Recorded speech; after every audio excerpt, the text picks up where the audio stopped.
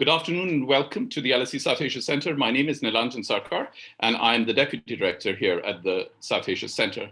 I'm delighted to welcome all of you this afternoon to the next event in our termly weekly events, but also to perhaps the last in our series of events to mark the Golden Jubilee of Bangladesh's independence, the Bangladesh at 50 series of events that we have been doing through this year. We also did a special event in January to mark the centenary of Sheikh Mujib's birth anniversary, and we've also been publishing a specially commissioned blog post every month on our blog, LSE, South Asia at LSE, to mark the Golden Jubilee of Bangladesh's independence. I am very, very happy and very thrilled that this afternoon's event, which is where Professor Naila Kabeer is going to be the discussant, is on gender and labor markets in South Asia, feminist economics perspectives. And Naila will be steering this event through the course of this afternoon. And I have been planning this event with Naila for a very, very long time, so I'm really happy that it has all come together at this point. Before I go on to introduce our panelists and our speakers, I want to extend a very warm welcome to our audience who've joined us from across the world. There's been a lot of interest in this event, and you've joined us from all over the world, different time zones. People have written to me, especially later in the afternoon today, to ask for the live stream link. So there is obviously a lot of interest. This event, as you know, is being conducted via Zoom, but is being live streamed on YouTube. You will notice that the chat function in YouTube is enabled. So if you would like to pose a question to a particular panelist or to the entire panel on what they're going to talk about, then please feel free to do so. We strongly encourage you to do so. If you'd like to pose a question to a particular panelist, please do mention the panelist's name. If it is to the entire panel, just send the question and we will pose it once they have made their initial remarks. If this event had been on site at LSE, members of the audience at LSE public events have the right to ask questions without revealing their identity. And in keeping with that spirit, when I pose questions afterwards, I will not be announcing the names of those who have asked the questions. I know, of course, that your names will be visible on YouTube for others to see, but we'll at least be able to remain somewhat close to the spirit of anonymity. If you would like to tweet, then please do tweet and tag us at SAsiaLSE. If you would like to tag the speakers, their Twitter handles are available in the description, the short description that you see on the YouTube channels page, the details of the events. And it is now, I don't want to take too much of time at all, so it is now my very pleasant task to introduce the speakers this afternoon, and the order in which I'm going to introduce the speakers is the order in which they're going to speak, but also to say that what we have decided ahead of this event is that I will invite Naila to make some introductory comments about the event itself, the larger questions that are at stake over here, and then each of the speakers will make their individual opening remarks, and then we'll have a discussion. Naila Kabeer is Professor of Gender and Development at the London School of Economics. Naila is the author of several very interesting books, including Gender and Social Protection Strategies in the Informal Economy, which was published in 2014, and more recently co-edited with Caroline Sweetman of Gender and Inequalities, which was published in 2018. Gazdar is Senior Researcher at the Collective for Social Science Research in Karachi and is also Associate Fellow at the Institute of Economics and Development Alternatives, that's called IDEAS, in Lahore in Pakistan. Ashwini Deshpande is Professor of Economics at Ashoka University in Sonipat, and the new edition of Ashwini's book, The Grammar of Caste, Economic Discrimination in Contemporary India, was published in 2019, and Ashwini is based in Delhi in India. Naila, I'm going to invite you to speak now, so please speak first, and then we'll take it from there. Thank you. Okay. Thank you very much, Ranjan. And let me say how pleased I am to be here celebrating Bangladesh at 50, but also with people who are both colleagues and friends, and with whom I have worked in various capacities over the years. And we're all going to be focusing on the sort of complexities of understanding gender, women's labor force participation, etc., in different South Asian countries. So Nilanjan had asked me to just say very briefly what we might mean by feminist economics. So I'm going to give you my own slightly idiosyncratic definition. I'm sure there's an official definition somewhere. But I see feminist economics as an attempt to take the mainstream economics out of its kind of wannabe and natural science status into the rest of the social sciences. So feminist economics is interested in the kinds of questions social sciences in general are interested in. It does not seek to model people's behavior as though they can be fitted into an econometric model, as though their aspirations and desires can be captured through a rational choice calculus. It sees individuals not as isolated atoms, but as embedded in social relations. And these social relations are very powerful forces in the way that people grow up, they think, they plan, they desire, and how they conduct their lives. And like mainstream economics, I think feminist economics is interested in the kind of material side of things, how valued resources in society are distributed, but not just distributed at an individual distributions, but really distributed amongst different kinds of social groups, so that we are not on a kind of flat plane all competing for our share of resources. We belong to different groups, some of whom are positioned in a more advantageous position than others, and who are able to live off that advantage, to accumulate that advantage, to gather more advantage. So at the heart of feminist economics, I think, is an interest in power, how power works in daily life, how power works at the level of the economy, how power works through invisible structures, through the way that we internalize the world around us in shaping our own goals. So it's interested in power both as a coercive force, and of course violence is a very important part of the way we look at feminist economics, but it's also more interested in the invisible face of power, the way in which power persuades, to use Amartya Sen's very famous concept, how you adapt your preferences to what is possible in the world. And in that way, you end up almost satisfied with the position that you've been ascribed. So that's a fairly free-floating description of feminist economics, and I hope my colleagues can live with it. What I'd like to do now is to call on our first speaker, Haris Gazdar, and he will be speaking about the work he's been doing on Pakistan. But before I do that, I would like to ask Naila I thought it might be useful for you to get a flavor of the kind of work we're doing. So in the chat box, we will provide links to the different kinds of articles, that the three of us have written. So I hope that that will be going up in the chat box very soon. In the meanwhile, may I invite Haris to speak for about 6 to 8 minutes.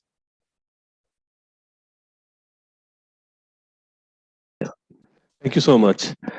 I want to use my opening remarks to take the discussion forward a little bit from Naila's description of feminist economics. Before I do that, I just want to foreground this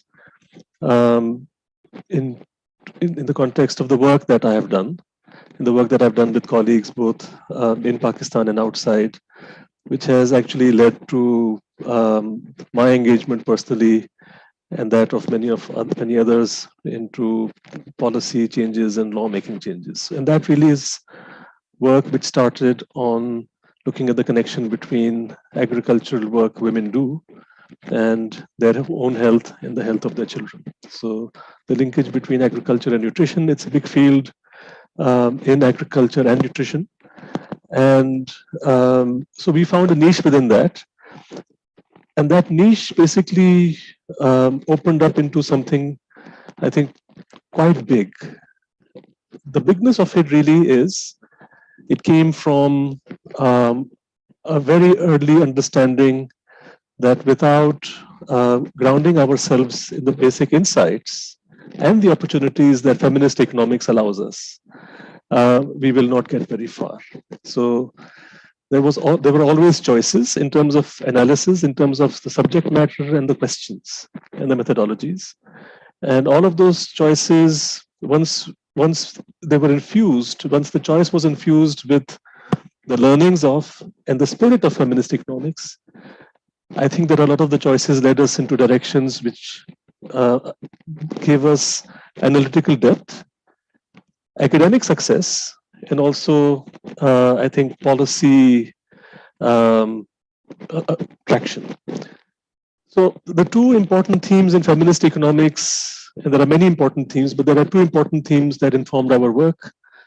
One was the issue of unpaid work, and then embedded within that in feminist economics, and then also something which has been developed quite a lot in feminism in general and in feminist economics is care. And care as work, care is reproductive labor, and a whole range of conceptualizations of care. And as a lot of you would be aware, some of the most important changes that feminist economics has been able to bring about in the way that we look at the world, some of those changes are now mainstreamed, so we perhaps don't even understand and realize the historical role of feminist economics in achieving those are around measurement, around the measurement of work, around the measurement of labor, time, and contributions. So major shifts have happened across the globe. A lot of them are now reflected in the way that countries do their labor force surveys and even do their GDP accounts, although the GDP accounts still follow more or less fairly linear processes. But nevertheless, that was an important starting point for us. And we, of course, it wasn't surprising that we found very significant departures once we applied the thinking and the approaches that feminist economics had developed to data in Pakistan, and more importantly, data collection in Pakistan. So it wasn't just about how we were interpreting existing data. It was how we were approaching the business of collecting data, how we were approaching the people that we were going to engage with research on. I'll tell you a little bit more about that. And before I did that, actually, I want to hone in on two very important conceptual areas where I think that feminist economics has been a major force in my way of thinking, and also in the way of thinking that is now, I think, becoming fairly quickly, rapidly mainstreamed. Since we're talking about labor markets, I think that the whole conceptualization of work, I think feminist economics, its contribution is nothing short of revolutionary in that. So the way that we looked at work, and work has been looked at in economics from the very go. So the classical economics starts from the theory of labor theory of value. So work is really at the heart of economics. And yet, feminist economics comes along and says, look, we need to reconceptualize work in a very radical way. So whatever we'd been doing for 200 years, we actually had to look at it again. And when we started looking at it again, it all seemed very intuitive. It all seemed really very simple. And once you can see it, it's very hard to unsee it. The other area of conceptualization and construction is really that of an individual. So what Naila said about individualism as a methodology, it's virtually actually a very major epistemological choice that has important consequences in the questions we pick at and the methodologies we use to understand them, and then of course the answers we get. So I think that how we look at an individual, and then specifically the construction of an individual with reference to agency, I think. So again, a huge theoretical contribution, which again now feels completely intuitive, that how can we actually even think about these things without looking at that? But just if you think about this, what we're saying is that feminist economics has really carried that torch, and it is now available. So that approach is available for the understanding of marginality across dimensions and domains, right? So if you want to understand discrimination along ethnic lines or caste lines, or any other way in which individuals differ. So besides their preferences and their budget constraints, we have a very rigorous theoretical framework that tells us that, these are not side issues, but these are central to the analysis. So this is really where, and we will keep coming back to that in our discussion as I'll tell you a bit more about the work. But very briefly, the research that we did, and some of it is going to be posted up here, it came out of a research program called LANSA, which was leveraging agriculture for nutrition in South Asia. And within that, there was an idea in agriculture and nutrition, that entire subfield, that there are pathways between women's work and nutritional outcomes for themselves and for their children. Those pathways mostly went around whether or not, to what extent agricultural work drew upon their time and the time available for care, right? So in a way, the framing was not a feminist framing. It was like a mechanical framing, but it was already beginning to use feminist tools which had been proposed by feminist economics, tools like time use surveys. And then this work, so we actually did a very detailed systematic review with Nitya Rao, Devanshi Chanchani and Mariam Ibrahim, published in a journal, and it was basically looking at South Asia. And what we found was that we needed a grounded conceptual framework which went beyond this linear pathways.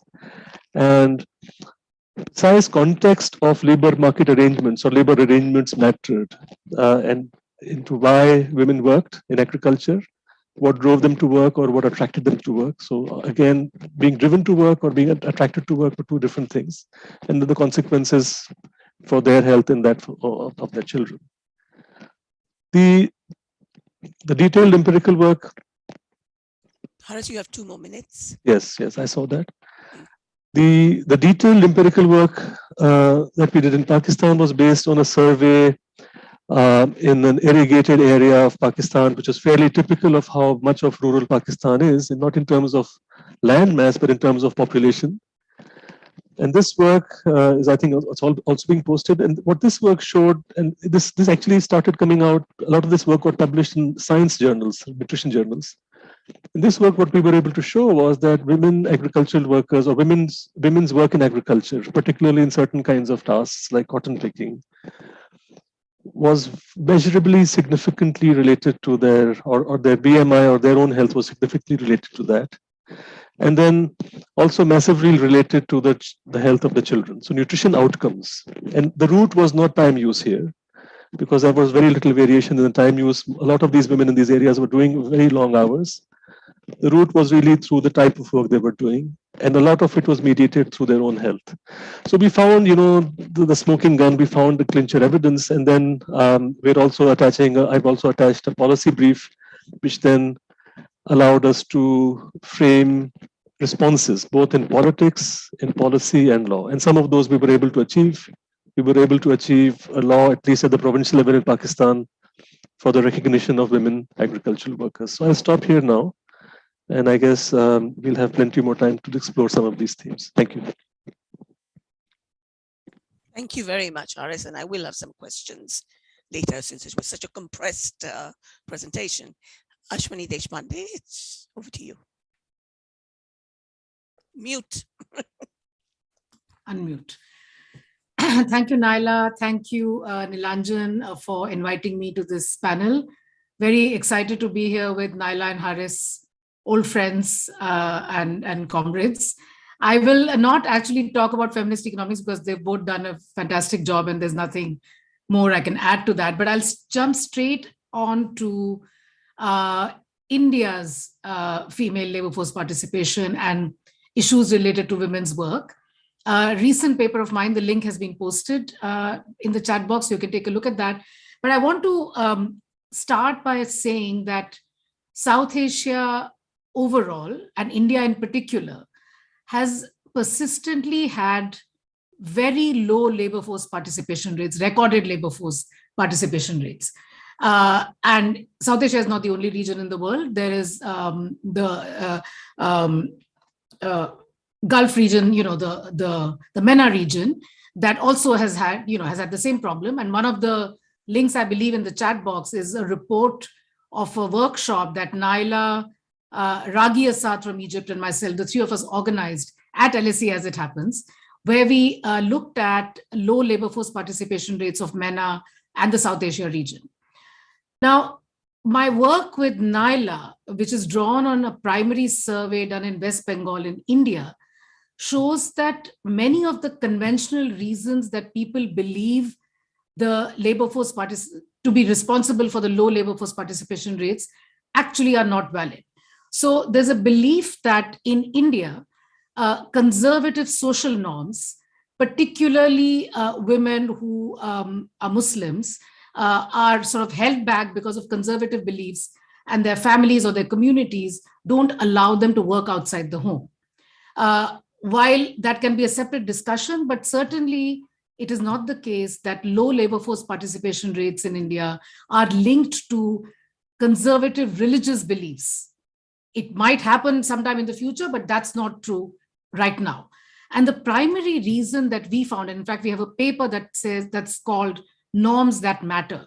And so what we show in our paper is that after you account for every other known reason why women may or may not work outside the home for pay, the real constraint in South Asia and in India is the highly unequal distribution of reproductive labor. And this is not just about caring, it's about domestic chores, it's about cooking and cleaning and washing dishes, washing clothes, fetching water, activities that in South Asia are done every single day, several times a day. And women are either they have to do it themselves or they have to get it done through other women. In other words, the responsibility of getting these domestic chores done lies predominantly on the women. So first, there's a crisis of jobs and employment. So, but even if the jobs had existed, this is a big reason why women are not able to go outside the home and work for pay. However, when you look at the recorded numbers of women working in economic activities, it's hugely undercounted because women work on family enterprises. This could be agricultural enterprises, this could be artisanal work, this could be making little produce, selling it, livestock, fisheries, orchards, making baskets and so on. So these are all livelihood activities of households, the participation in which makes the men in these households get counted as workers, but the women in these households don't get counted as workers, despite the fact that they do the exact same work that the men folk in their homes do. And the success of these enterprises is on the backs of free labor provided by women of the households. And so one is the responsibility of getting the reproductive labor done. That's highly inegalitarian, highly unequal. And second, it is a myth that women in South Asia don't work in economic activities. They do. It's just that because the work is unpaid, because the work is on family enterprises, it doesn't get counted. So that's the work that I've done with Naila. The paper the link for which has been put in the chat box, we were able, this is with my PhD student Jitendra Singh at Ashoka University. We were able to get high frequency panel data, which means the same units or the same individuals are studied frequently, which is actually 3 times in a year. So every 4 months, these individuals are interviewed. And we examine a period of 4 years, and we find that even with all of these problems that are outlined, women enter and exit paid employment several times in the short course of 4 years.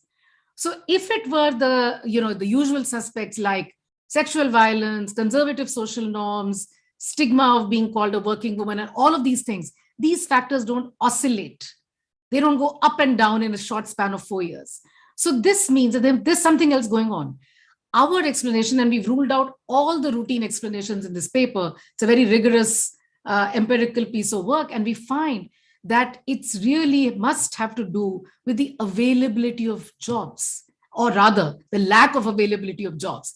So women work when there's work available with all of these pressures. However, work in India has been a crisis even when India was growing well. So we had a period of jobless growth. The last 6 or 7 years, even growth has been faltering. So I can't even call it jobless growth because growth itself has been faltering. But the fact is that employment has been in a state of crisis, and that's particularly hit women hard disproportionately. And my work on COVID shows that there was a prior economic shock in the Indian economy when the 86% of India's currency was suddenly withdrawn from circulation, the demonetization shock. And in this paper, we see that whenever there's an external, sudden negative shock, women tend to lose out disproportionately more compared to men. So women work first, but they don't get paid for it. Second, they do want to work in paid employment, and they do that whenever work is available with all of these pressures. So I'm going to stop here now, but I'm going to come back to, we'll come back to these issues later on in the discussion. Thank you. I think you stopped a bit early, Ashwini, but... Okay, I'll say one more thing, okay, sure. If I have time. The one more thing that I would like to say is, there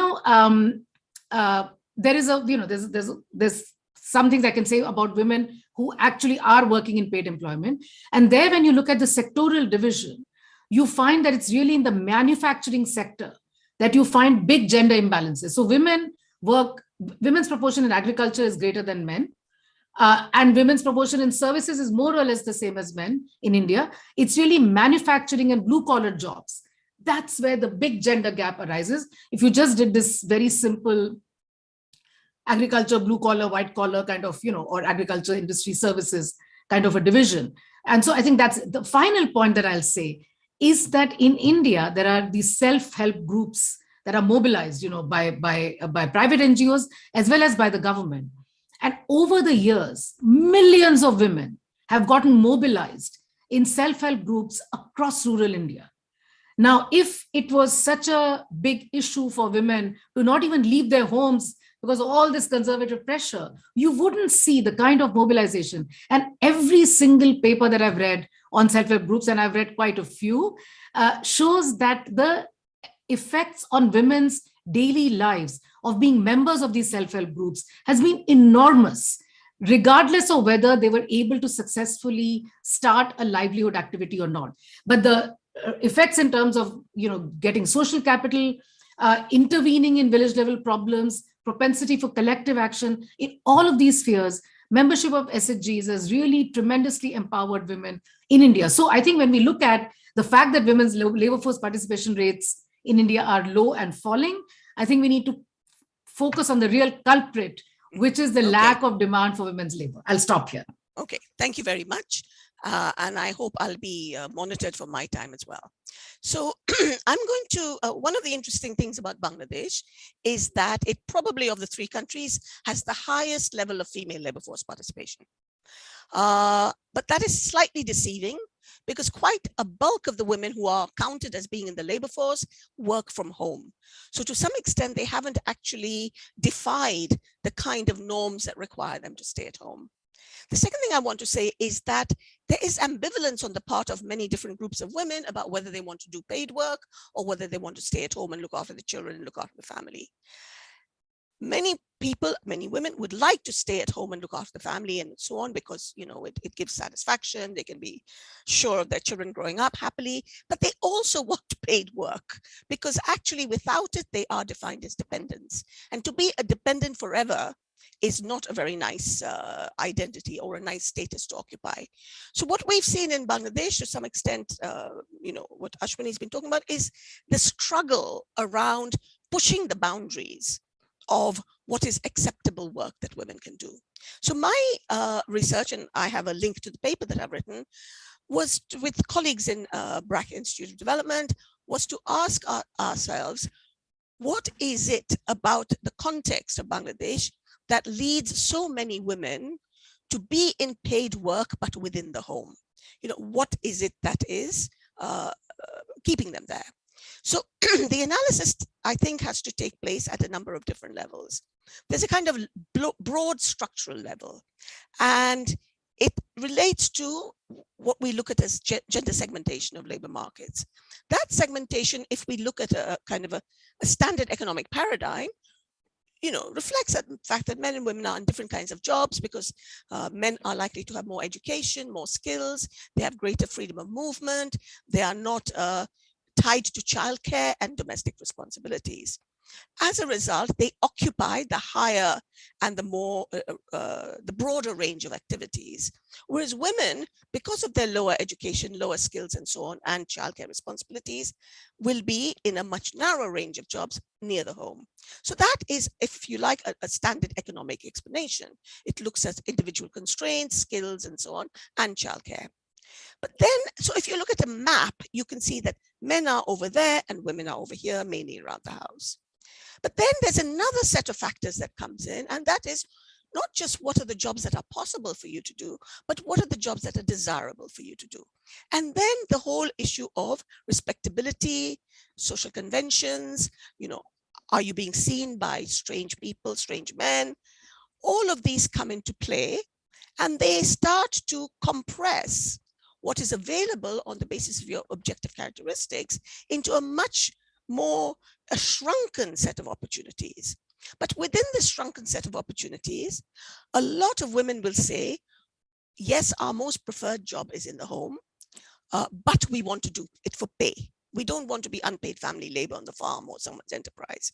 And another group of women who have education will say, we'd like to work outside, but in offices, in government sector jobs. The jobs they don't want is to be a domestic servant, to be an agricultural wage laborer, to be working on the roadside, because not only do these jobs expose them to gossip and rumor and being stigmatized, but to sexual harassment. They're badly paid. Nobody really wants to do those jobs. And so the only kinds of, only people who have very few choices will do those jobs. So when we put together the map of possibilities with the map of desirabilities, we get a far more compressed set of choices. And then we ask ourselves, what is the map of actuality? What do people actually do? And there, if we used regression analysis, we found that, we get some standard economic explanations that better off women with education will be in the office jobs, but there's not many of them, and there's not a lot of jobs. Women with some wealth and assets will be at home, but they will be using microfinance to raise poultry and earn a bit of money. And the women without any education, without any skills, perhaps without male breadwinners, will be in these domestic work, etc. So one of the things, so the conclusions that we came out with is that to some extent there are preferences involved, preferences guided by what you are able to do. But the preference question is only one part of it. There's about several other factors that come into play, which tell us that the restrictions are far more than just what your objective characteristics are or what you want to do. So first of all, it's about the resistance that you get from the family. And that resistance is going to be highest when you want to work outside the home. But even within the home, women who want to do, cultivate their own plot, rear their own cows, will get resistance from the mother-in-law or the husband who wants their unpaid labor on their enterprises. So there's a whole issue of resistance now. And when it's talking about going outside the home, I've got 2 more minutes, the resistance is even higher and it can be met by violence.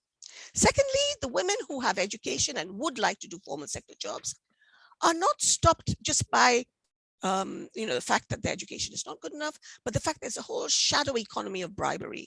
The more desirable the job, the more, government, official, formal, the higher the bribes that you have to pay. So even those people who have the qualifications cannot get those jobs. Thirdly, the women who have to work in wage labor, physical wage labor outside the home, talk very much just about the unpleasantness of the arrangements, but also, and I'm afraid sexual harassment does come into it. Women who work in the fields, women who work on the roads, the issue of sexual harassment is quite high. And that is something that a lot of women want to avoid. Fourthly, of course, microfinance has come in as a major intervention. And remember, millions of women in Bangladesh get access to microfinance, which has allowed people to withdraw from less desirable wage labor outside the home into more desirable home-based employment. So that has been a form of opportunity, which I did not see in West Bengal so much, and I'm not sure has the same. And then, of course, there are the fact that those who chose to work outside the home have to do somersaults to justify why they're outside the home. So maybe they have to cover themselves. But interestingly, women who were more likely to cover themselves were also more likely to work from home. But they would have to invoke their childcare responsibilities. This is for a better life for our children. They would have to say, oh, I don't go very far. Or they would have to, there's a whole series of discursive and practical. They would have to make sure the housework was done, the reproductive work was done before they were allowed to go out and work. So there's a sense in which, if we want to conclude that the reason that women are concentrating on home-based work is not purely preferences. It is also about the unpleasantness of the jobs that are available to them, the bribery necessary for the jobs that they would like to do, perhaps in the government, because microfinance has allowed them to withdraw into the home and still earn money. And because even if they wanted to go out and work, they would have to deal with the resistance of the husband, the resistance of the mother-in-law, the resistance of the community, and the resistance of employers, because employers too are bearers of cultural norms. So I'll stop there, and we will. Naila, I'm just going to come in, sorry, to say that if you continue with your discussion, that'll be great, but we do have 3 questions. So at some point, I will switch on the camera and ask the questions, but please continue with your discussion. Okay. Well, I'm just going to now open it up to the 3 of us, and we can have a quick conversation about what we've all said. And I guess, as I said, one of the questions I did want to ask Haris is I didn't quite understand the pathways that you were talking about between nutrition and work. You seemed to dismiss, or you said it wasn't really about time use or time allocation, but I'm not clear about what you did say. So the initial thinking, so a lot of this work in nutrition is influenced by a framework which was developed by UNICEF, which is a very comprehensive way of looking at different ways in which nutrition outcomes get determined. So, it's around food security, household income, education, and behavior. So, I mean, it's a big bunch of things, and they all have different kinds of policy implications. Now, the main pathway in which it was envisaged then, when this was proposed and some initial work was done, was that it happened when women worked, there was less time available for care work. Right. So the pathway was that, so there was almost like an arithmetic relationship between paid work or even unpaid economic activity and unpaid care work in the household. And care work was seen to be a critical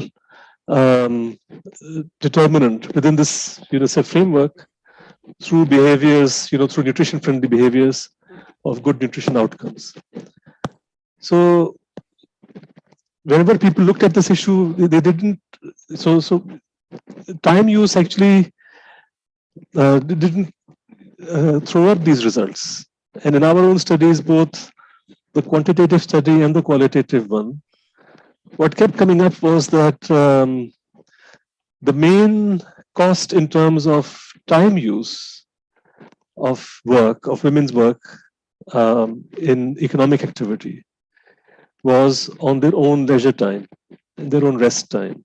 So there was hardly any compromise on the time spent with children, this time spent caring for elderly people within the family. So there were certain things which are just fixed, right? So the initial idea, which was that perhaps the relationship is linear and there is kind of an arithmetic relationship between working for economic activity and doing care work, that didn't seem to hold, and the brunt of it is being borne by women's own rest time, their own leisure time, their social time. So all of those things, and all of those things are critical then for their own health. And in income groups at the lower end, in the lower bottom quintile or the bottom 2 quintiles, people don't have much land, families are doing agricultural labor, women doing the bulk of the agricultural labor, particularly in certain kinds of crops. What you find is a very direct relationship, both in our fieldwork areas in Pakistan and in a number of studies in India, that actually women's BMI falls during these seasons. And these are certain in some studies in India. And in our study, basically, women who were doing work in cotton had actually lower BMIs.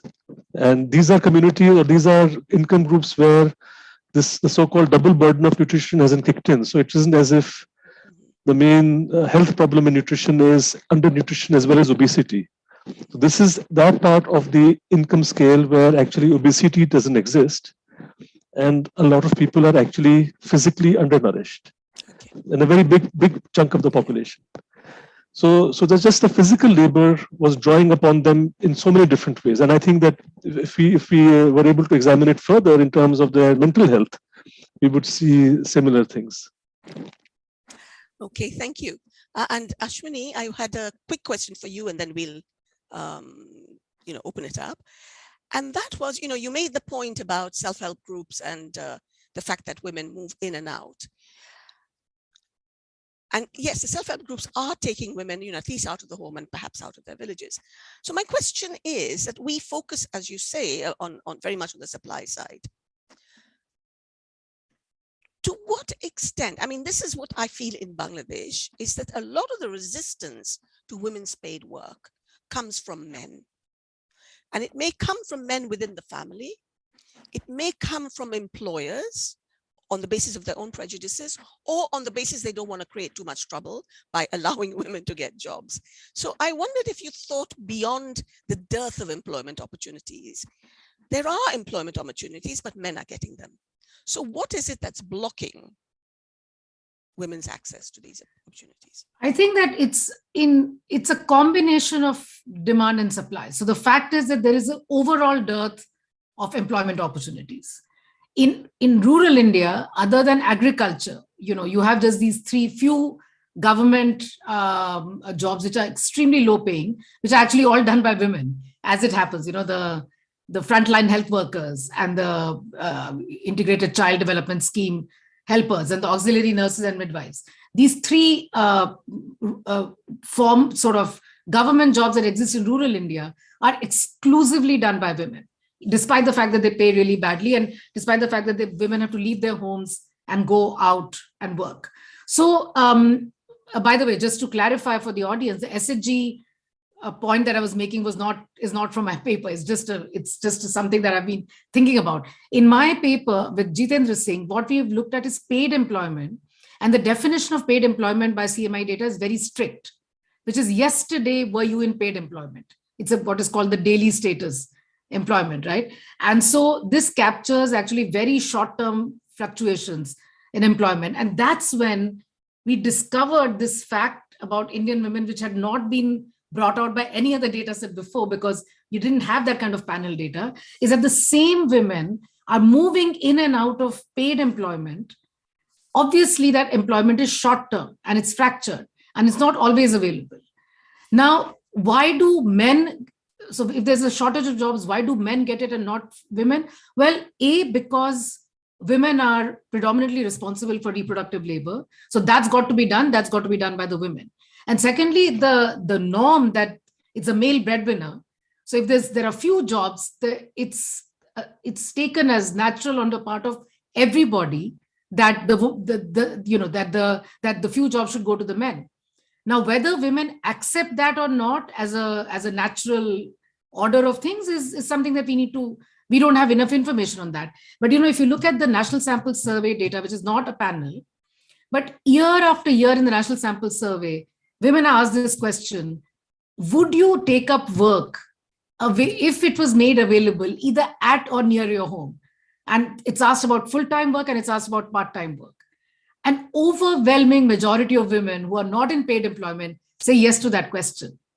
So that should make us think about the fact that the structure of the sort of the domestic constraints and the labor market are sort of working in tandem, as it were, to make sure that women, if there are few jobs, it's not the women who are prioritized in terms of. And then you look at the blue collar jobs. It's impossible for any woman to take up those jobs because it's 14 hours of work. There are no toilets. How do you even get to the factory? These are very male spaces where it's very clear that women are not welcome. And all the problems that you mentioned about sexual harassment, etc. I'm pretty sure it's all rife and rampant there. And so the idea is also to create female-friendly workspaces. If there's a critical mass of women in any workspace, that's when it starts to become female-friendly. So not that these problems don't exist, but the reason I'm highlighting the demand side issues is because I feel that the vicious circle, if it has to be broken, that's the place to break it. Otherwise, nothing will change.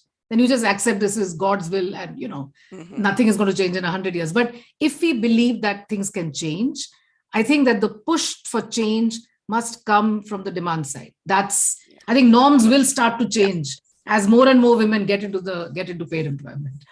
I was just reading a new book by Claudia Golden, and she is talking about persisting inequalities in US labor markets. And she talks about this idea of greedy work.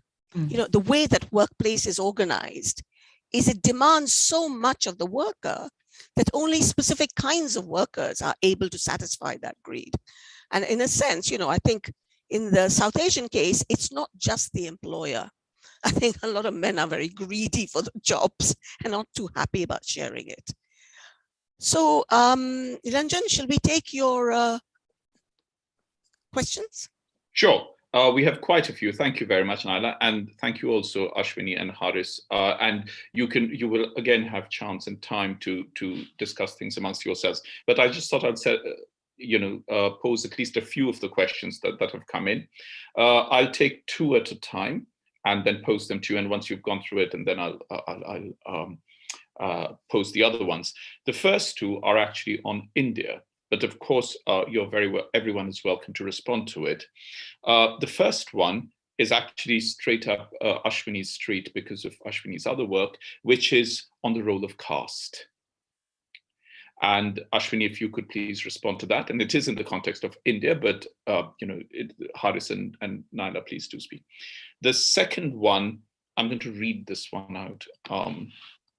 It says, I wanted to understand the reason of falling labor force participation in India. Okay. Thank you for asking the question about caste, because we were given only 6 to 8 minutes and it wasn't possible for me to bring in everything. So thank you for giving me the opportunity. So the norms about sharing of domestic chores, as well as being able to work outside the home, or taboos on public mobility, vary significantly across caste groups. So the historically marginalized and discriminated against castes that are low down in the hierarchy have far fewer constraints on their social movements. Partly it's just compulsion because they are poorer, they don't have the luxury of saying women are not going to work. And partly there are many other things as well, because the caste system imposes greater constraints on the bodies of women as you go up the caste hierarchy, because women are seen to be the custodians of the purity of the caste. So the idea is that their liaisons with lower caste men have to be controlled, because otherwise the purity of the caste will get diluted. So that's the historical idea. Now, when I presented this work on the frequent switches in and out of the labor market, one of the comments I got was, could it be that Indian women's attachment to the labor market is low? So they don't really want to work. They work sometimes, but then they don't really want to work. And could that be the case? When you look at the caste-wise differences in these switches, you find that women who have historically had higher labor force participation rates, namely the Dalits and the Adivasis, the low caste and the tribal women, they exhibit far greater numbers of switches relative to the upper caste women. So they are not the group of women that have not been attached to the labor market.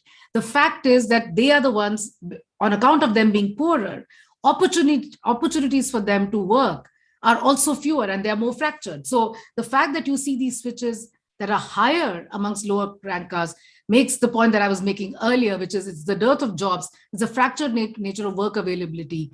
That's what's causing it. Why is the labor force participation rate declining? Well, I don't have any PowerPoints, but please read the paper, because in that I have a graph that shows the widening gap between the supply of laborers, workers, individuals in working age groups, versus the demand for labor, which is number of jobs created. So it's a yawning gap, which is increasing. And the fact is that there is, in fact, not enough jobs for all the people who want to work. And for all the reasons that I said earlier, men get prioritized. Finally, people have argued, and I agree to a large extent with that argument, is that when you think of the so-called decline, it's not the number of women who work that have declined, is the hours of work that they put in that has declined. And that's linked to my point about availability of work. And so the way the work gets measured, when you have a decline in the number of hours and when you have fractured work, often these women don't get picked up as workers. So it's a little bit of a complicated, nerdy response, but it's true that the number of women most likely has not declined. Did anyone else? Yes, one of the things I thought is interesting is, when there's a dearth of jobs, I think one reason why people move in and out of the labor market in the way that they do is that they have to invent their own jobs. They have to make them up as they go along because there is no steady demand for their jobs. So I suspect that these Dalit and Adivasi women are just taking up work where they can find it. And it's really, the burden is on the individual to find work rather than the state to generate decent employment. Haris, did you want to say anything to either of the questions? When we started looking at this issue of women's work and women's wages, there were areas of work which were just, in these rural settings were seen to be just women's work and men's work. So they're just tasks which men do, and tasks in agriculture and farming and livestock which women do. So some of them, they made sense intuitively that yes, livestock, looking after livestock, perhaps an extension of reproductive labor within the household. So it's an add-on to that. So that's almost exclusively done by women. But there are other tasks which weren't like that. So things like cotton harvesting, vegetable harvesting. So again, almost exclusively done by women. Now this almost is quite interesting. So that's where I want to get into the caste or ethnic angle. And the general story we were told about these technologies and these kinds of crops was that there's a huge demand, seasonal demand for labor. And that seasonal element, and the seasons can last quite a long time. So that seasonal element was then, it was an explanation for the kinds of, very demanding labor contracts, if you like. They're not exactly contracts, but contracts, if you like, that women were working in, with all of the consequences with respect to their own BMI and the health of their children. So long hours, low pay, and so on. So the natural question, if you're looking at it from an economics point of view, you'll say, well, if there's so much demand at that time, then why doesn't all kinds of labor get pulled in? Why don't wages rise enough? And the answer you got was actually quite it resonates very well with Naila's very detailed findings with respect to the map of possibility and the desirability, and then within that, what happens, how does segmentation actually happen, right? So the whole story of how segmentation happens. And so the answer you get is that, well, in a Muslim majority country like Pakistan, Muslim men will not work in women's jobs. So there are very strong norms around piece rates. So a lot of these jobs in agriculture are piece rate work. And it's very difficult to justify giving different piece rates to different kinds of workers by their identity.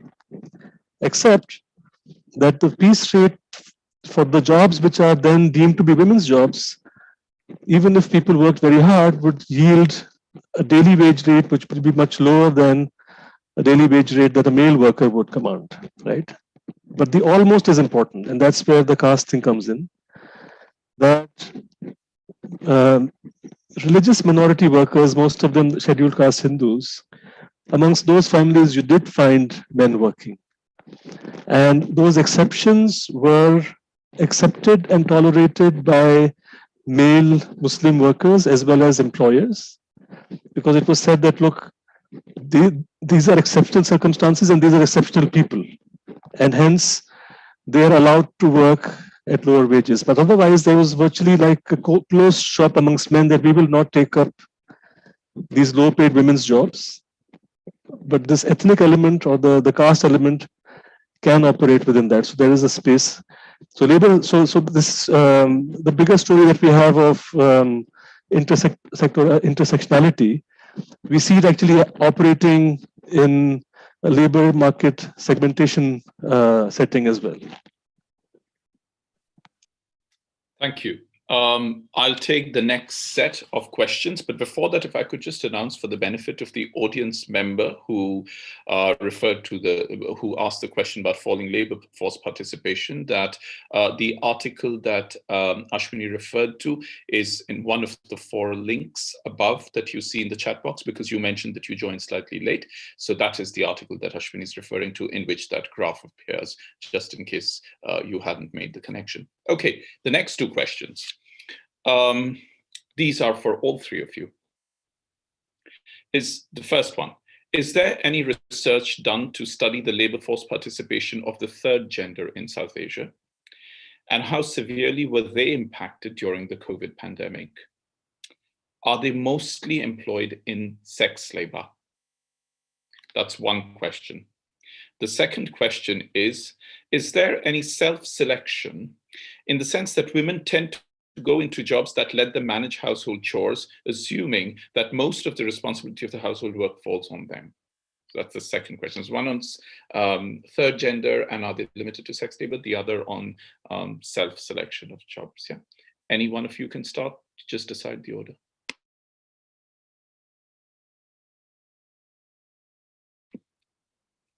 I think I'll start really with something that came out quite strongly in our workshop, that the MENA and South Asia region, where Haris was also there and Ashwini. And there was a very interesting difference between South Asia and MENA. And that was in the Muslim majority countries of MENA, the moment you got married, labor force participation dropped dramatically. And it was not particularly responsive to the composition of the household and so on. In South Asia, there was a marriage effect, right? But if there were other women within the household who could do some of the domestic chores, then it allowed women to go out to work. So the issue of self-selection, there is an element of this, I think, in South Asia, but there is so much arranging that people can do when it comes to childcare. But they can't arrange the whole, package of reproductive work. So, there are certain kinds of households, that have more livestock, more larger plots. For them to go out to work means neglecting and not having people. But for many households, childcare alone can be shared with an older daughter or a grandmother or the neighbor and so on. So the self-selection element is there, but I don't think it's an overriding factor. The women who go into the garment industry, they leave their children behind in the villages with their mothers because the job is so important for them. So I think, it's there, but it's, one of a number of factors. So, and on the 3rd gender, I do not think that in Bangladesh, I don't know if South Asia or Pakistan, we know that trans women tend to be overcrowded in certain occupations. If you talk about segmentation of labor markets, in Bangladesh, they tend to be beggars or sex workers. But I'm assuming that these are people who come from quite humble backgrounds. I'm assuming if you're trans and affluent, maybe there's a wider scope of occupations for you. But on the COVID story, I really have no information. I don't know if anyone else has. Yeah, I'll just add to what Naila said about the first question. In our paper on West Bengal, Naila and I, we've called the women's work that gets done on family enterprises as expenditure saving. So it's really, if the women hadn't done that work, the family would have to employ someone to do that work. So in some sense, women are combining economic work that otherwise would get counted, in the in national income, along with all their domestic chores, because the location of that work is either strictly inside the home or around, related to the home work, basically. For childcare in India, at least, there's a very clear rural-urban divide. In urban India, it's much harder to leave children because there are single generation, multi-generational families are not so common in urban India as they are in rural. And so in rural India, you don't really find childcare as a big constraint to labor force participation. That there's another problem, which is there isn't work other than on family enterprises. But in urban India, labor force participation rates have always been lower than in rural India, right from the beginning. And some part of it is because of childcare. On the third gender, as far as I know, Indian data don't allow us to distinguish, because I think the male and female are the only two options in the data. So because I've worked with data, my instinct is to respond to say, okay, is there data on this? And I think that in India, you don't have. I mean, my sense is exactly what Naila mentioned in her answer, but I wouldn't be able to confirm with any, large scale data, basically. I'd like to answer the question about third gender first. I'm not aware of any statistical survey, though, but we have done, ourselves did some qualitative work. There's a lot of interesting qualitative studies on third gender in different cities in Pakistan. One of the studies in which I was involved, it was looking at the sector of begging. So, it really, the way you answer the question, it's quite important, and feminist economics actually gives us a way. So the answer to the question really depends on what you classify as work. Now, if you accept begging as work, which in a lot of this qualitative research we would, then virtually every single trans person in Karachi, and again, I would concur with Naila that all of the people who are in the working class, they would be working, because most of them are adults, and most of them are either doing begging work, or some of them are doing sex work. So their labor force participation would be high, and I think it would have remained high through COVID, just because these sectors remained active. In fact, in Pakistan during COVID, during the initial lockdowns, begging went up. So if we accept begging as work, and we should, so it's really how we define work. So for in terms of many of the uses of the term work, there is no reason why we shouldn't accept activities like begging. But anyway, so that's a different point. How we think of work, even if we take away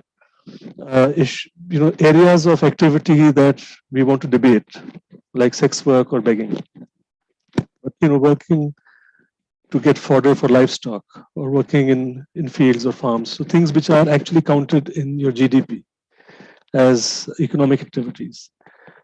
How we conceive work, how we talk about it, how we actually articulate this as a question in surveys, and I'm very happy about what Ashwini says. This is exactly our finding in Pakistan.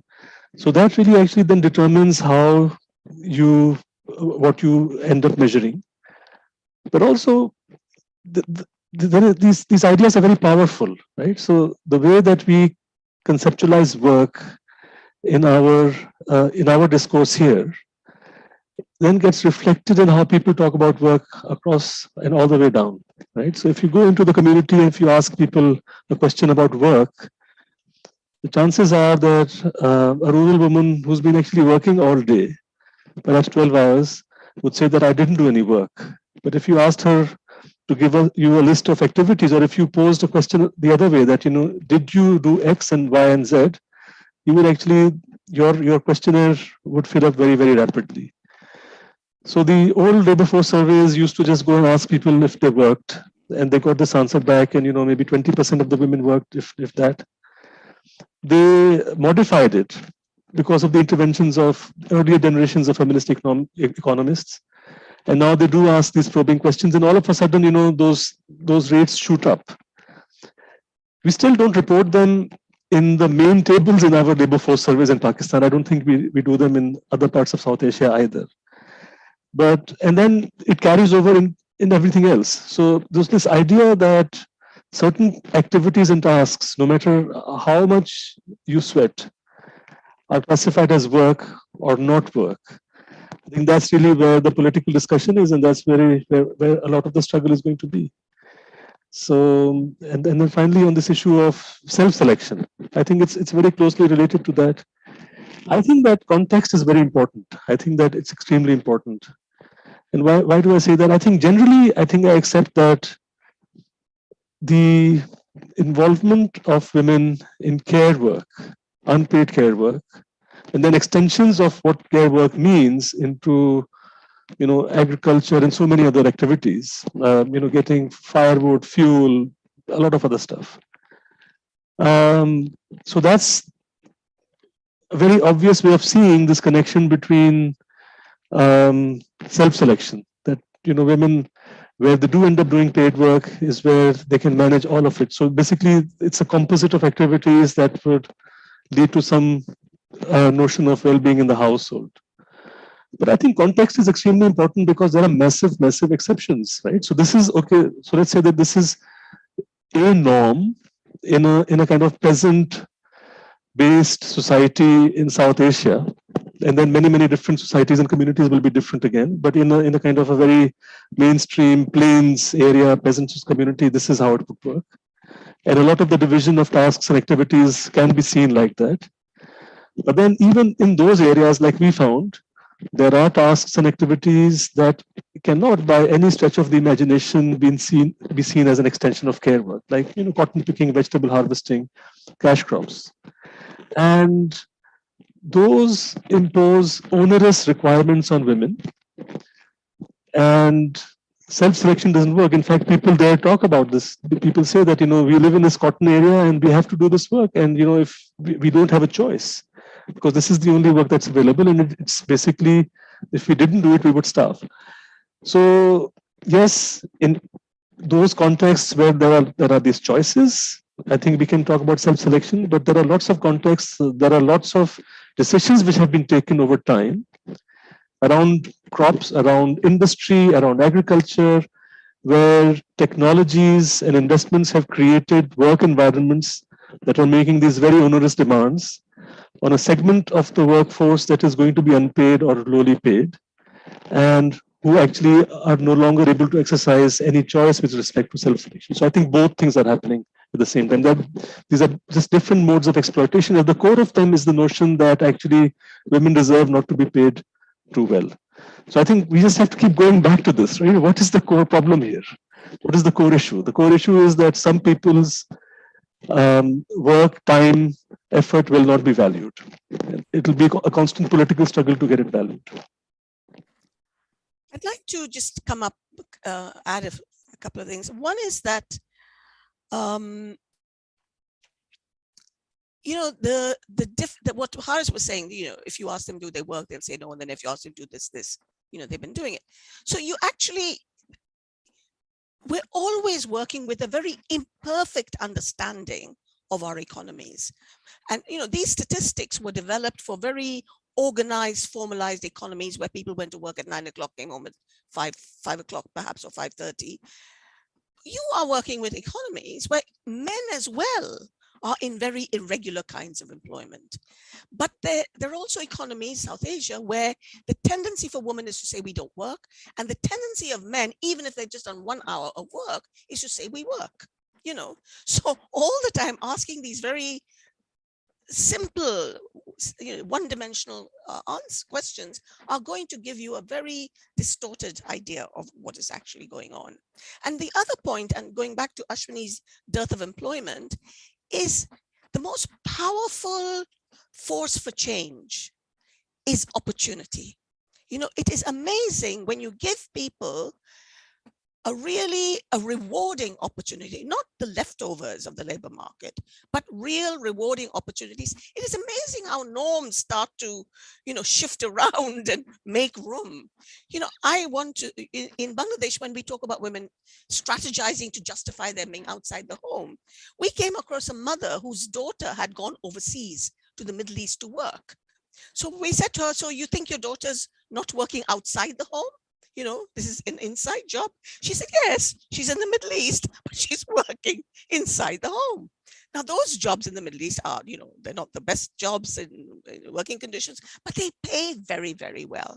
So the opportunities have a very interesting effect on norms, I think.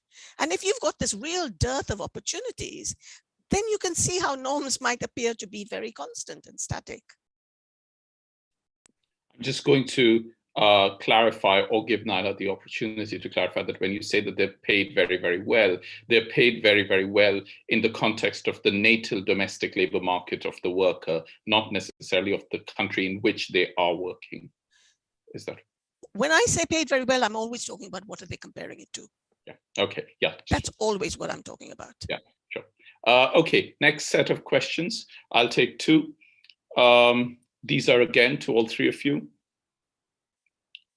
What is the role of infrastructure as a behavioral response among men feeling more comfortable in allowing, the women to go out to work or participate in SAGs, etc. So infrastructure, behavioral response of men, and how it affects.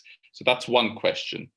The second is there any study available evaluating the impact of harassment and workplace bullying on employment retention and female labor force participation in any of the South Asian countries? So is there any data available? So this one is infrastructure, behavioral response of men. The other is data on workplace bullying and harassment. So I can talk about both very briefly. One is that there's a paper on India by Sonal Desai and her co-authors, person who established the India Human Development Survey, which is an excellent resource of data, on India, where they show actually that in areas where transportation networks, opportunities are better, women's labor force participation is higher. Of course, obviously controlling for other things. So yes, the infrastructure does make a huge difference. And you see that in Indian cities as well, wherever employers, for example, provide a transportation to get to work, or there's, toilets or just canteens or places where women can sit. Those are the sectors where women are more attracted to go and start working. But I'll make that point again that Naila's made, which is about when attractive opportunities show up, things also start to change. So for example, in Delhi now, where I live, I see there's this Blue Dart courier company, and I see that they started hiring women to be courier persons, whereas earlier we never thought of women as couriers. When couriers came to your house, they would always be men. So Blue Dart has taken a policy decision, clearly. So it's an initiative coming from the employer's side. But as a result, you do see now women very smartly dressed on the streets, riding their bicycles or two-wheelers, going and delivering these parcels. And you realize that that's something that they could have done all along. It just needed a little bit of a nudge, So I think that infrastructure does make a difference. And this example I gave is not infrastructure, but my point is that you can create enabling environments, which includes literally infrastructure or just an enabling environment, and it works. On sexual harassment, there are papers in India that have looked at reported crime in the National Crime Records Bureau statistics and have found variations in LFPRs correlated with variations in crime rates. But I have also actually looked at that, and I've looked at it internationally as well. And we don't, with my student Jitendra Singh, we actually don't find a good correlation, even internationally, of variations in crimes against women with their labor force participation rates. So countries, not South Asia, other countries that have high reported rates of crimes against women don't have low labor force participation rates. So I would warn against making, that is not to say that sexual harassment is not a problem. Of course it is. Of course it is. It has all kinds of very important implications for women's lives. But to see that as a primary driver of labor force participation rates, I think that would be simplifying the matter too much.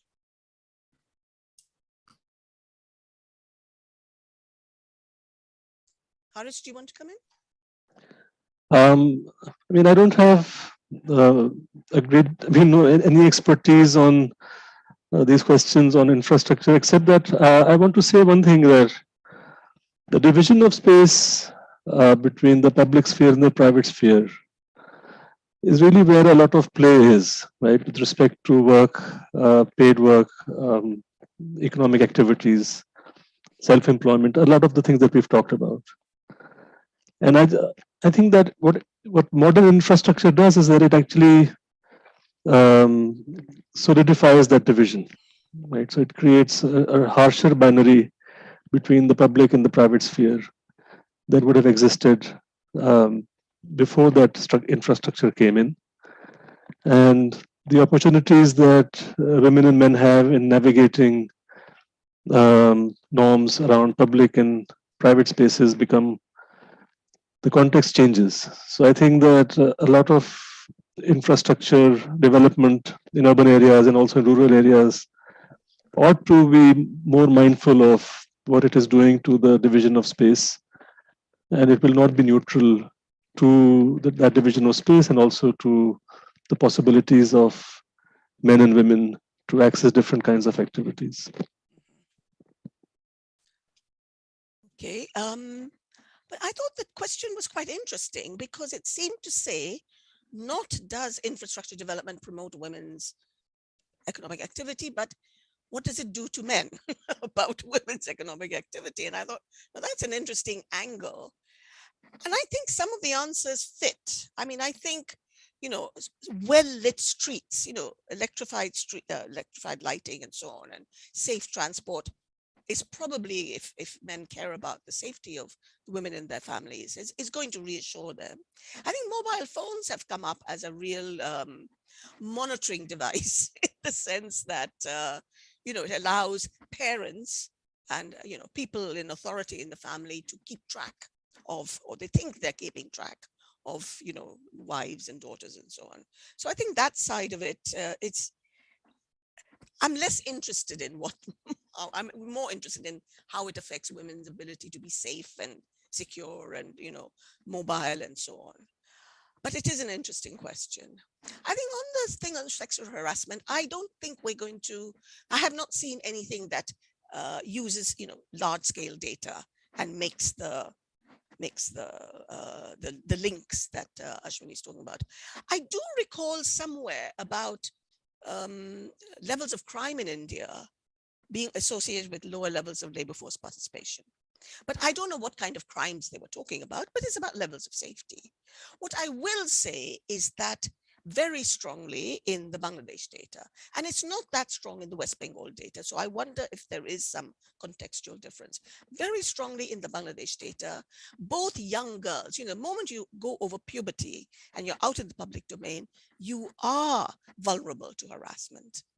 And for a lot of young girls and parents, schooling is not completed because of harassment from, fellow students, buses, and so on. And a lot of women talk about what kinds of work they do in terms of their need to be protected from harassment. So harassment is, to me, it is like one of the most surprising and amazing factors that came out of the Bangladesh story. Because now in Bangladesh, more than Pakistan, women are out on the streets. They're out in the public spaces, even in village areas. One response has been veiling. The extent to which women now cover themselves in Bangladesh has gone up dramatically. And whether it protects them or not from harassment, I think there is a strong belief that it will at least minimize the likelihood of being harassed. So it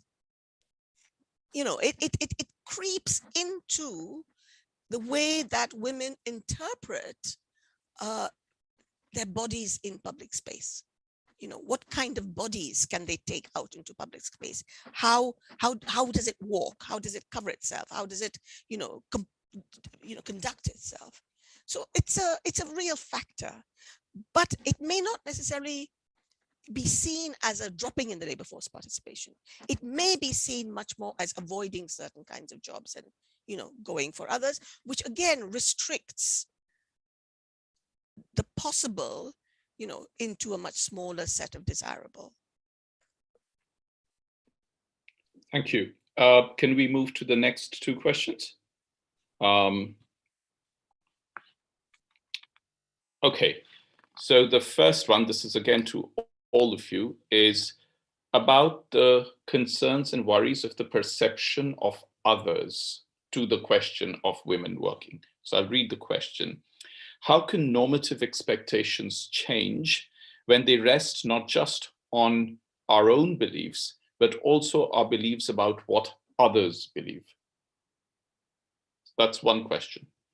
The second question is, how do the different expectations for women of different castes, class, or religious communities impact the possibility of changing these normative expectations of what we believe and what others believe? Yeah. Can you repeat that last question? I'm sorry. Yeah. So how do the different expectations for women of different caste, class, and religious communities impact the possibility of changing those normative expectations, which is the expectations of others as well as the expectations that oneself has? So.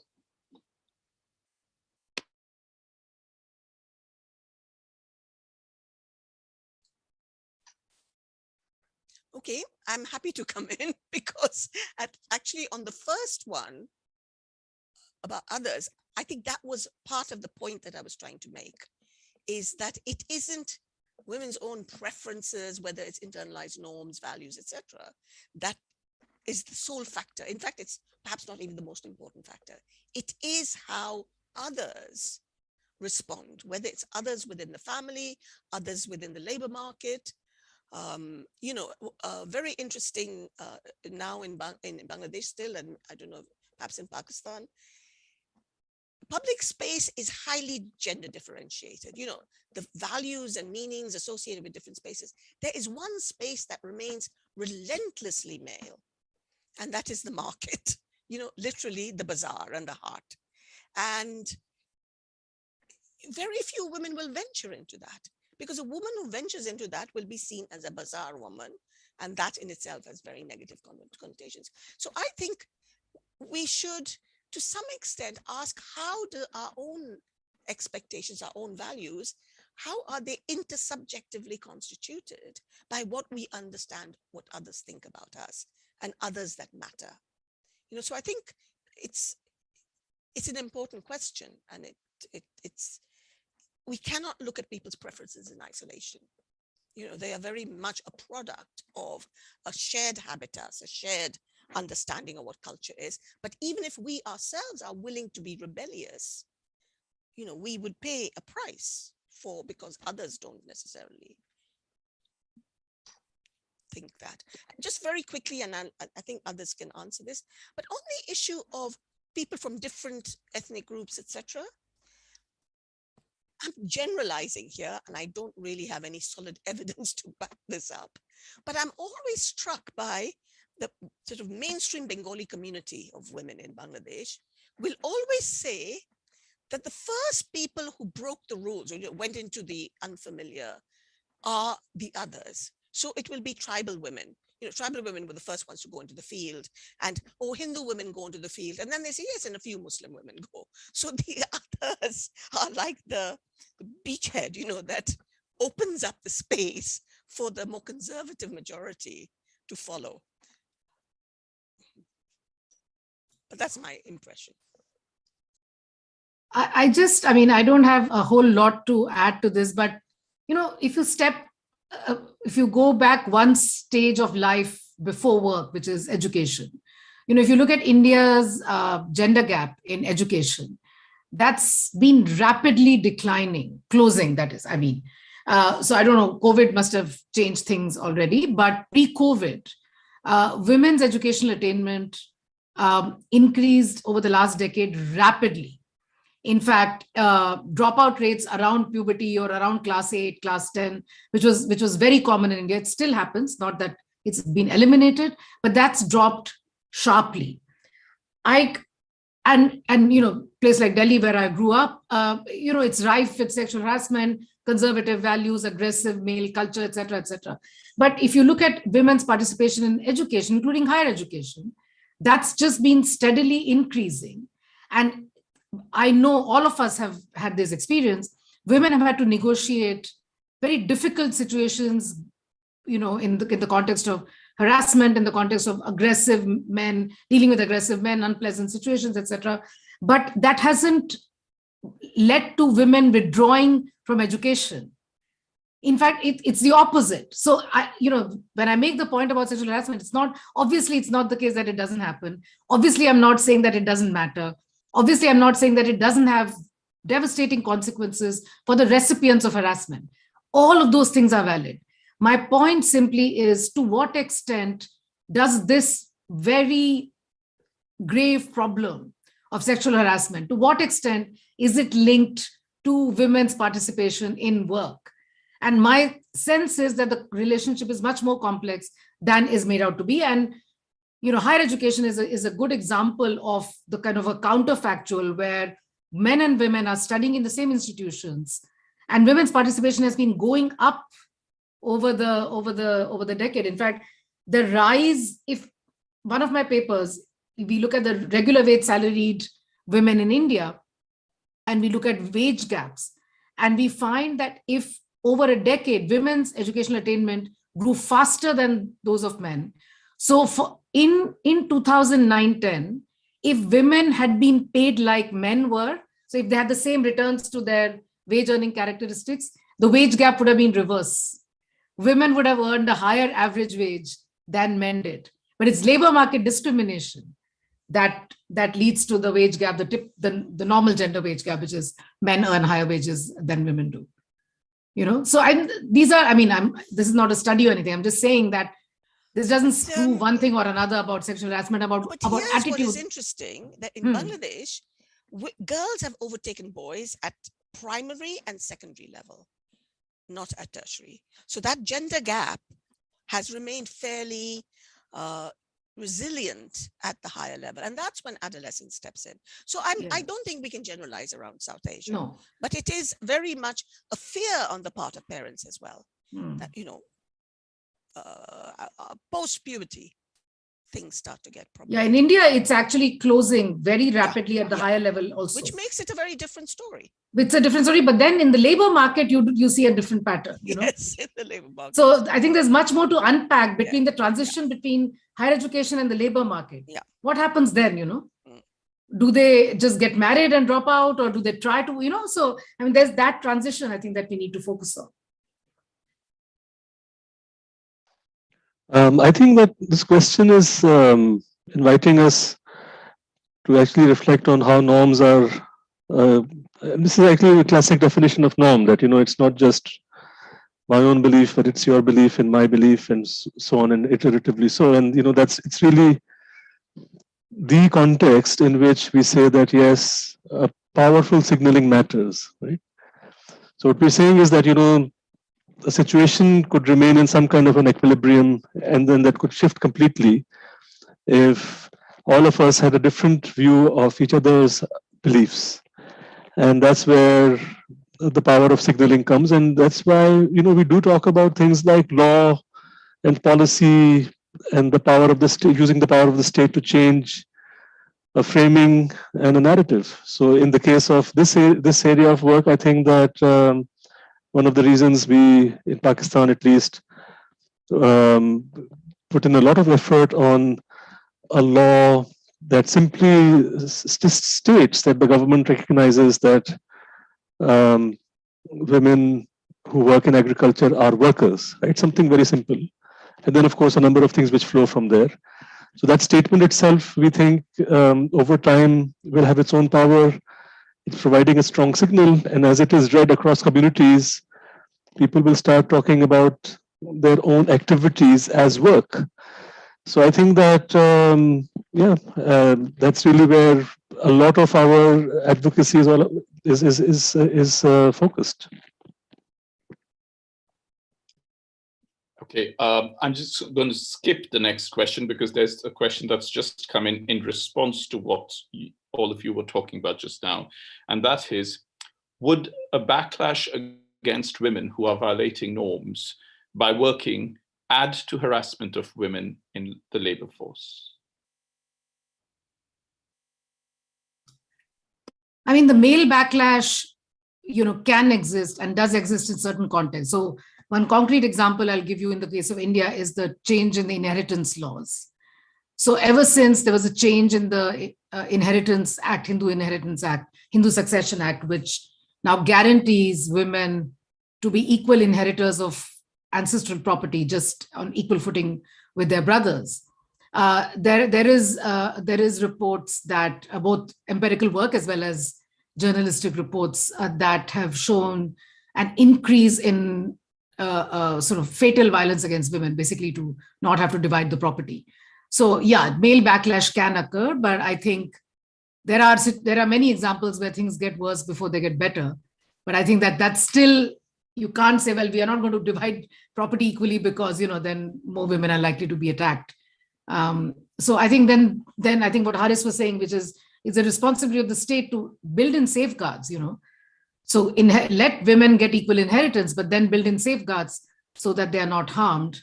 But the fear of backlash should never be the reason that we don't put progressive policies in place. Ashwini, I think the question, your point is very well made, but the question was more about whether it increases backlash in the immediate context of the workplace if women sort of, push back of violating norms and so on and so forth. You mean from the employer or from the community? No, within the workplace. So the question is, would backlash against women who are violating norms by working add to the harassment of women in the labor force? So I suppose it includes both community as well as the employer. Actually, I would say that the harassment that I'm reporting is the backlash. I would say that a lot of the harassment that women are getting when they're out in the streets or in the factories, etc., is the backlash. So it's not going to get more. I mean, this level, what women talk about when they're working in the fields or when they're working in factories, etc., a lot of it is resentment, about women taking work and jobs and so on. So I'm not sure it's going to get worse, but I think it has increased over time. I mean, I feel that we need to always be aware that a lot of these norms and segmentations and boundaries, they're actually actively policed through the use of violence. And again, I'd go back to our very, very important learnings from feminist literature, this issue of structural violence. I mean, backlash, yes, of course, but let's not ignore the fact that the situation as it exists now, where people are treated unequally, it exists on the back of violence. So there is violence, and that violence is deemed to be invisible, and then it is feminist analysis which makes it visible by saying, look, this is structural violence. It is in the structure, it's part of it. And it will not be either noticed or reported in the way that all other kinds of violence are, but it is inherent to how a lot of these boundaries are going to be maintained. So every time, so breaking those boundaries and then seeing violence is not the only violence around, right? So maintaining those boundaries requires violence. Is also violence. Good point. Good point. Sorry, Ashwini, you were going to say something in response to Naila's. No. Okay, fine. So we'll take on the last question. We are also slightly running short of time now. I'll read this one out. How important is it to also increase FLFB in middle upper end of the income distribution to create women-friendly workspaces leading to more desirable jobs? Very important, short answer. Definitely, for urban women, I mean, that's, it comes up survey after survey, which is that many women will work if they have to work, or, they are working, but they're not, those spaces are not female friendly at all. And it's only when women's participation goes up, and it's really the critical mass story. When there's a critical mass of women in any institution, organization, things starts to change, places become female friendly. And we've all encountered those situations in our own lives where we've gone into situations where we were the only woman, or maybe there was one more person. And as the number of women increased, decision-making started to change, facilities started to change, et cetera, So definitely, I couldn't agree with this more. I think it's very important. And the reason I think it's very important is because the behavior of middle and affluent women really is the kind of the hegemonic model for society. And if, as it is at the moment, a lot of very middle-class women, see their respectability to lie within the home, that sends a message down to all kinds of women from different classes. But if you saw many more women from the kind of, the norm-setting classes, the model-setting classes, it become a routine that, they find ways of entering work and, doing absolutely female-friendly type occupations and all. I think it's going to have a knock-on effect for the rest of society. I agree with what has been said. I want to add the proviso, and I want to do it with reference to discussions I've had with a lot of people, men and women of different classes, with respect to maternity benefits. So we're experimenting, we're thinking, and it's a very tough call. In India, there are maternity benefits now for agricultural workers, and I think in the informal sector, the state-provided ones, I think they're small, but nevertheless, it's a fight. Or there is at least some provision in the law.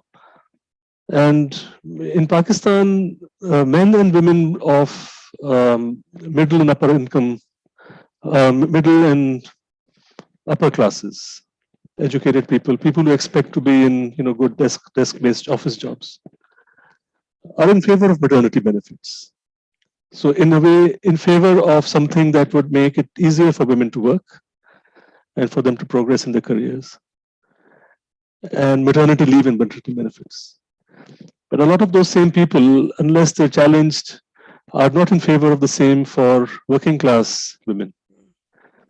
And very quickly, Malthusian kind of ideas come into play that, why do you want to encourage people to have more children? So, so the South Asian sensibility is in some ways cutting edge, in terms of ideas and our kind of understanding of modernity and post-modernity. At one level, I don't know, we're operating in a different era, and it kind of can happen in the same conversation. So I would always say yes, but as long as you just keep your eye on the ball that yes, it has to be for everyone, and you can't just have it for some people and not the others. And this rigorous conversation has to keep happening, that it's a right, and it's a right for everyone.